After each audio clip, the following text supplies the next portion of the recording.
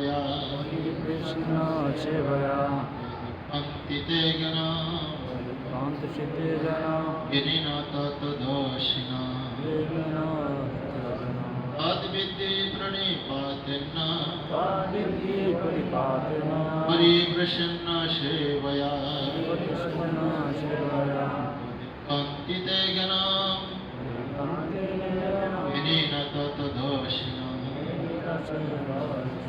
कृष्ण तो श्लोकेर तात्पर्य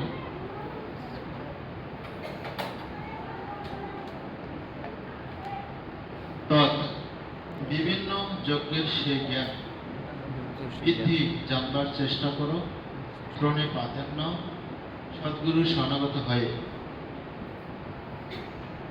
পরিপ্রসন্ন ঐকান্তিক বিনম্র প্রশ্নের দ্বারা সেবার দ্বারা উপদেক্ষন্তি উপদেশ দান করবেন।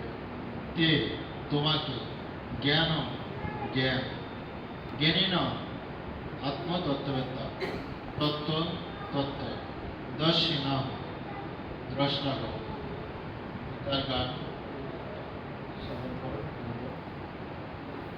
অতএব সে বিজ্ঞান যে জানিবারে চায় উপযুক্ত গুরুপদ করই আশ্রয় প্রণিপাত পরিপ্রশ্ন সেবার সহিত গুরু স্থানে জানিল আপনার অনুবাদ কিভাবে সকলে বলতে পারেন। সদ্গুরু শরণাগত হয়ে জ্ঞান লাভ করার চেষ্টা করো, বিনম্র চিত্রে প্রশ্ন জিজ্ঞাসা করো এবং অকৃত্রিম সেবার দ্বারা তাকে সন্তুষ্ট করো। তাহলে সেই তত্ত্বদেষ্টা পুরুষেরা তোমাকে জ্ঞান উপদেশ দান করবে।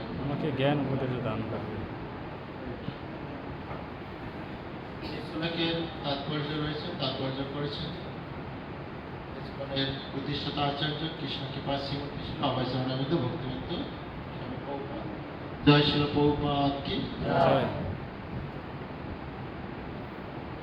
পারমাত্মিক উপলব্ধির পথ নিঃসন্দেহে দুর্গম, তাই ভগবান আমাদের উপদেশ দিয়েছেন সেই সদ্গুরু শরণাগত হতে যিনি গুরু পরম্পরা ধারায় ভগবত তত্ত্বজ্ঞান লাভ করেছেন। গুরু পরম্পরাক্রমে যিনি ভগবত তত্ত্বজ্ঞান লাভ করেননি তিনি কখনোই গুরু হতে পারেন না। ভগবান হচ্ছেন আদিগুরু, তিনি এই পরম তত্ত্বজ্ঞান সৃষ্টির আদিতে দান করেছিলেন। তার গুরু শিষ্য ধারায় পরম্পরাক্রমে এই জ্ঞান প্রবাহিত হয়ে আসছে। তাই এই পরম্পরার ধারায় তিনি এই জ্ঞান আহরণ করেছেন, তিনি এই জ্ঞানের প্রকৃত তত্ত্ব উপলব্ধি করতে পেরেছেন এবং তিনি এই জ্ঞানকে যথাযথ রূপে দান করতে পারেন। মন করা একটি পদ্ধতির উদ্ভাবন করে আমরা কখনোই ভগবানকে উপলব্ধি করতে পারি না। একদল পুরো প্রতারক পুরুষের যে নানা রকম অশাস্ত্রীয় পদ্ধতির উদ্ভাবন করে লোক ঠকায়। এই জন্য ভাগবতের ৬ষ্ঠ স্কন্ধ ৩য় অধ্যায় ১৯ নং শ্লোকে বলা হয়েছে ধর্মন্তু সাক্ষাৎ ভগবৎ প্রণীতম, ধর্মের পথ স্বয়ং ভগবানই প্রত্যক্ষভাবে নির্দেশ করেছেন। তাই জল্পনা কল্পনা অথবা বৃথা তর্ক বা শাস্ত্র গ্রন্থের মন গড়া ব্যাখ্যার মাধ্যমে কখনোই আধ্যাত্মিক জীবনে অগ্রসর হওয়া যায় না। পরম তত্ত্বজ্ঞান লাভ করার জন্য কৃষ্ণ তত্ত্ববেত্তা গুরুদেবের শরণাগত হতে হয়। সুদীর বিশ্বাসে তার চরণাম্বুজে আত্মসমর্পণ করতে হয় এবং সম্পূর্ণ নিরহংকারী হয়ে কৃতদাসের মতো তার সেবা করতে হয়। সদ্গুরু সন্তুষ্টি বিধান করার মাধ্যমে আধ্যাত্মিক জীবনে উন্নতি লাভ করা যায়।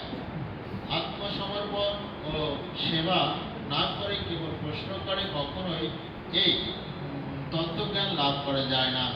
গুরুদেব পরীক্ষা করে দেখেন শিষ্যের মধ্যে তত্ত্বজ্ঞান লাভ করার বাসনা কতটা প্রবল হয়েছে এবং এই পরীক্ষায় উত্তীর্ণ হতে পারলেই গুরুদেব তার শিষ্যকে পরম তত্ত্বজ্ঞান লাভ করার আশীর্বাদ দান করেন। এখানে অন্ধের মতো অনুকরণ করা অথবা মূলের মতো নিরন্তর প্রশ্ন করার নিন্দা করা হয়েছে। শিষ্য কেবল শ্রদ্ধা সহকারে গুরু প্রদত্ত উপদেশ শ্রবণ করবে। তাকে আত্মসমর্পণ, গুরুদেবের বৈজ্ঞানিক সেবা এবং তত্ত্ব জিজ্ঞাসার মাধ্যমে এই জ্ঞানের কর্ম উপলব্ধি করতে হবে। সদ্গুরু সর্বদাই তার শিষ্যের প্রতি অত্যন্ত কৃপাপরায়ণ। তাই শিষ্য যখন বিনীত ও আজ্ঞানুবর্তী সেবায় সর্বোত্তভাবে তৎপর হয়, তখন জ্ঞান ও তত্ত্ব জিজ্ঞাসার বিনিময় পূর্ণ হয়। জয় শিল প্রভুপাদ কি, জয় পরমাত্মা গুরু মহারাজ কি, জয় সমস্ত ভক্তবৃন্দ কি, জয় জনিত গুরু প্রেমানন্দ।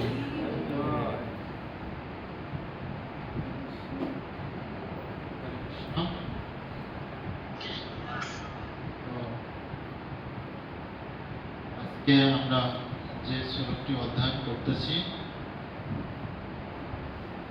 খুবই গুরুত্বপূর্ণ একটা শ্লোক। আমাদের পারমার্থিক পথ, যে আমরা যে পথ অবলম্বন করে আমরা ভগবানের বা আমাদের স্বধামে আমরা ফিরে যেতে চাই,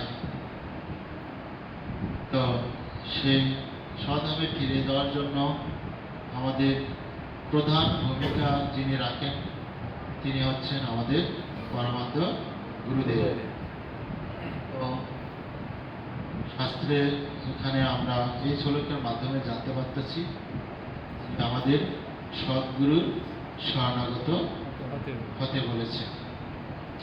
সদ্গুরু এখানে সদ্গুরুর দিয়েছে, লক্ষণ দিয়েছে যে তিনি গুরু পরম্পরাক্রমে প্রাপ্ত হবেন। তিনি গুরু পরম্পরাক্রমে প্রাপ্ত যে জ্ঞান, যেটা স্বয়ং পরমেশ্বর ভগবান নির্দেশ করেছেন, সেই জ্ঞান যারা গুরু পরম্পরা প্রাপ্ত হয়েছে সেই জ্ঞান তিনি সেখান থেকে আহরণ করেছেন, প্রাপ্ত হয়েছেন এবং সেই জ্ঞান তিনি আমাদেরকে দান করছেন। তো সেই সদ্গুরুর শরণাগত আমাদের হতে হবে।